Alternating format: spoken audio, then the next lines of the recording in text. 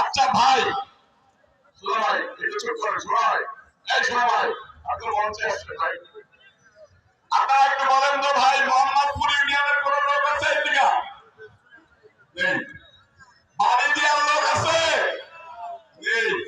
এই নুহাটার লোক আছে? নেই। কুচেমুড়ার লোক আছে? নেই। সতীরাজপুরের লোক আছে? নেই। এই কুমার গ্রামের লোক আছে? নেই। আচ্ছা, আর পাড়ার লোকও নেই, গুনাগাতির লোকও নেই, বাঙ্গারামপুরের লোকও নেই। বসে আমি একটা জিনিস উপলব্ধি করতে পারলাম,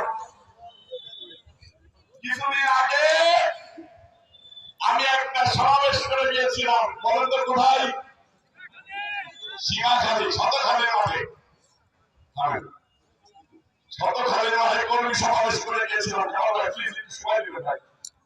শতখালীর মাঠে কর্মী সমাবেশ করে গিয়েছিলাম। আমাকে দেখে একটা গ্রুপ কপি করে ওই মাঠে সমাবেশ করেছে।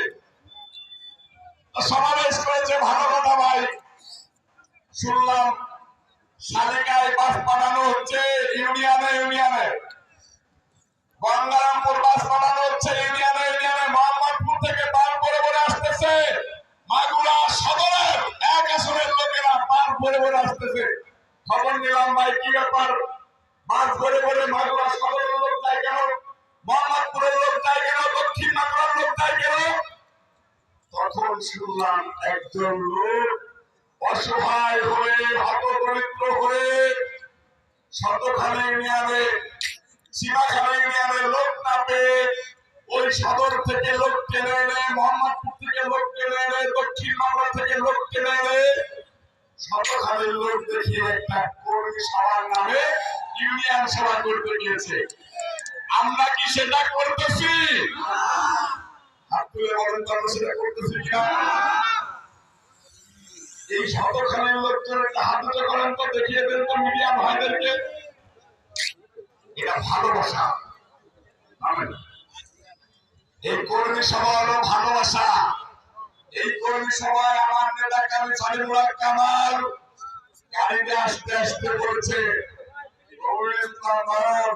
তুমি আমার ছোট ভাই, আমি তোমাকে বলি, ল্যাংড়া গাইকে আর তুমি মঞ্চে উঠিও না, ল্যাংড়া গাবিকে তুমি আর আলোচনায় এনো না, ওটা হতাল নয়, ওটা মরে গেছে।